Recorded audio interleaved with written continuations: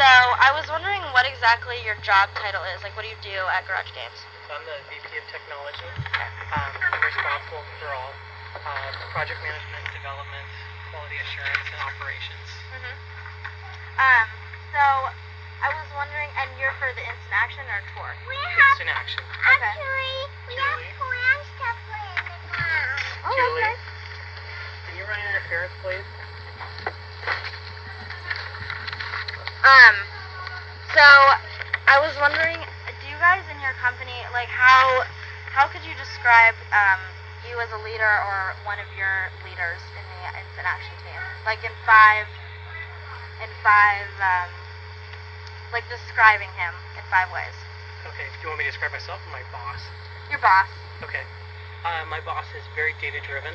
He wants everything is quantitative based. He doesn't want to make any decisions unless he has a chart to describe the data one way or the other. That's probably the most defining characteristic. Another part is he's very risk tolerant, so he's not afraid of being wrong and making decisions quickly. Yeah. Good. Yeah, a lot of times in the Good to Great book they talk about how, you know, it's not so much about like risk as just being risky all the time, but if you do take risks, that can help you. I was wondering, in the hiring process, do you feel that you guys hire people who are more like they have a really good resume and they're really good at what they do, but you know, there's those other people who may not have as good of a resume, but they're really passionate at what they do?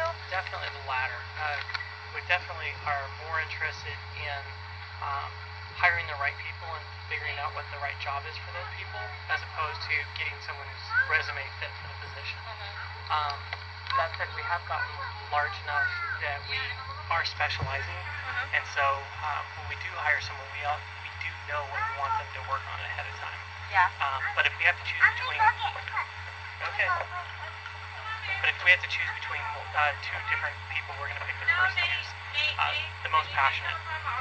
Cool. Do you feel that in your company you have to like tell people what to do all the time, or can you guys just, you know, set up a meeting, kind of figure out like where you guys want to go, and then kind of everybody kind of disperses and does their own thing? It's definitely the latter. There's a great deal of autonomy between all the people who are in the company, and that's one of the things that we're looking for when we hire people, is they need to not only convey but also have a track record of being able to work independently. Because oftentimes they'll be giving conflicting requirements or paradox or ambiguous requirements, and they've got to figure it out.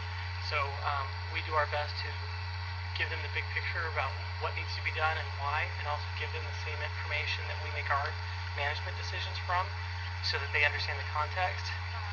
And oftentimes they surprise us with coming up with the solution that needs to happen. But we don't say that this is exactly how it needs to be done.